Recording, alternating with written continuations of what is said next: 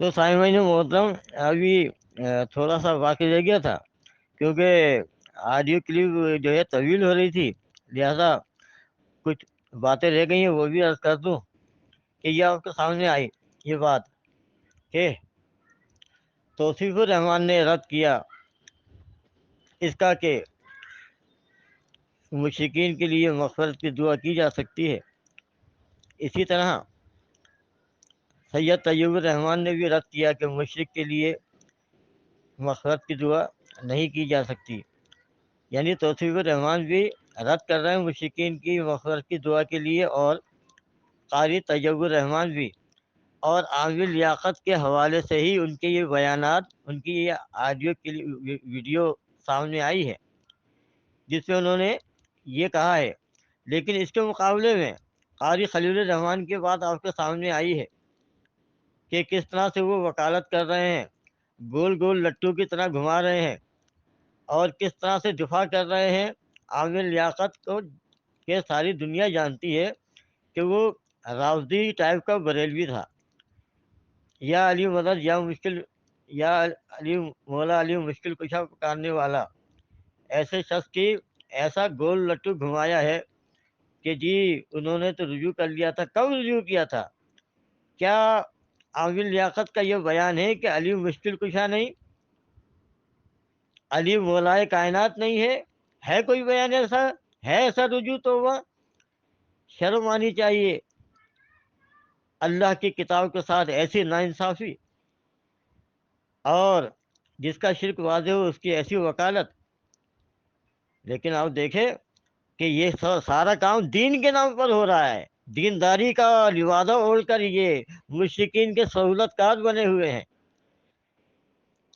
اور یہ سب کیوں؟ یہ ڈاکٹر عثمانی کے بغض کے اندر، کہ ڈاکٹر عثمانی نے ان کے کسی اکابر کو نہیں چھوڑا، کسی صوفی کو نہیں چھوڑا، ان کا کفر شرک واضح کیا ہے، تو ان کو آگ لگی ہوئی ہے، بغض عثمانی میں ان کا سینہ پھک رہا ہے، جل رہا ہے۔ تو کہنے کا مطلب یہ ہے کہ آپ دیکھیں، ایک طرف قرآن و حدیث کی واضح نصوص آپ کے سامنے ہیں کہ قرآن تو کافر کو کافر ہی کہتا ہے، قل یا ایھا الکافرون قل للذین کفروا، اور کفرنا بکم ابراہیم علیہ السلام کا اسوہ پیش کیا جب انہوں نے اپنی قوم سے کہا، اذ قالوا لقومہم انا براء منکم ومما تعبدون من دون اللہ، کہ جب انہوں نے اپنی قوم سے کہا کہ ہم تم سے برات کا اعلان کرتے ہیں، بیزار ہیں، اور تم سے ہی نہیں، وَمِمَّا تَعْبُدُونَ مِن دُونِ اللَّهِ، جن کی تم عبادت کرتے ہو، تمہارے یہ معبود جن کو تم نے معبود اور الہ بنایا ہے، ہم ان سے بھی برات کا اعلان کرتے ہیں۔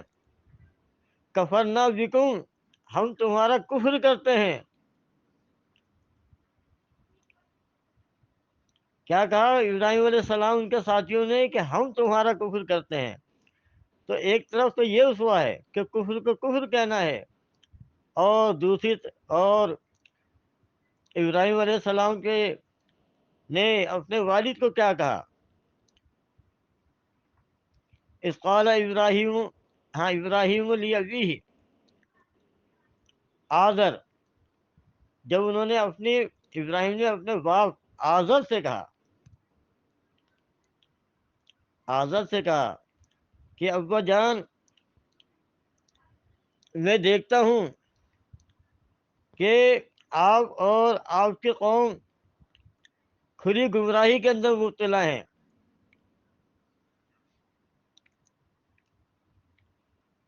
انی اراک وقومک فی ضلال مبین، میں دیکھتا ہوں کہ آپ اور آپ کی قوم صحیح گمراہی کے اندر ہیں۔ تو جناب والا، قرآن تو کفر کی نشاندہی کرتا ہے، کفر کو کفر کہتا ہے، کافر کو کافر کہتا ہے۔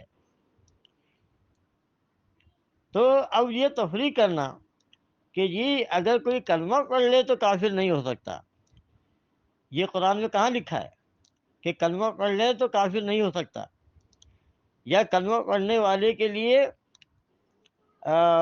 جو ہے بت پرستی، مذہب پرستی، مردہ پرستی یہ جائز ہے؟ حلال ہے اور غیر کلمہ گو کے لیے حرام ہے؟ کوئی ایسی دلیل ہے، کوئی ایسی نص ہے؟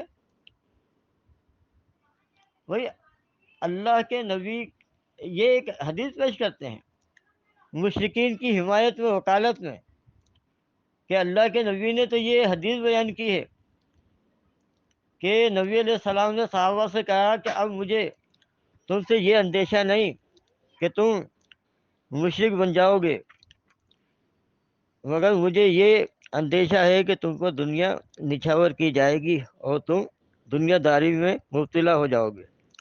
تو یہ روایت پیش کرتے ہیں، حدیث پیش کرتے ہیں کہ دیکھو، تو یہاں تو اللہ کے نبی صحابہ کو کہہ رہے ہیں، اور یہ حقیقت ہے کہ صحابہ میں سے کوئی بھی مشرک نہیں تھا، بلکہ صحابہ نے تو کفر و شرک کو سرزمین جزیرۃ العرب سے نکال باہر کیا تھا۔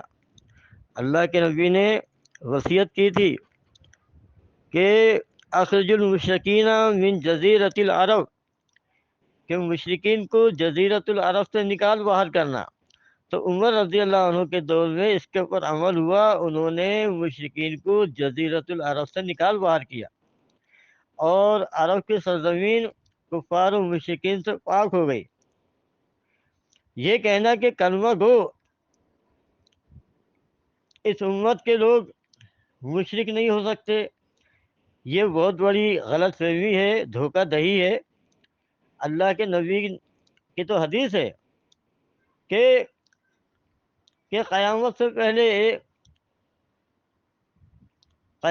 پہلے میری امت کے لوگ بت پرستی میں مبتلا ہو جائیں گے، مشرکین سے جا ملیں گے، بتوں کی پوجا کریں گے۔ ایک روایت میں آتا ہے قبیلہ دوست کی عورتیں لات و منات کے سامنے رقص کریں گی، کولے ہلائیں گی۔ اللہ کے نبی کی یہ بھی تو حدیثیں موجود ہے نا، یہ کیوں نہیں پیش کرتے؟ لوگوں کو دھوکہ دیتے ہیں کہ تم کفر کرو، شرک کرو، مزار پوجو، پیر کی پرستش کرو، مردے پوجو،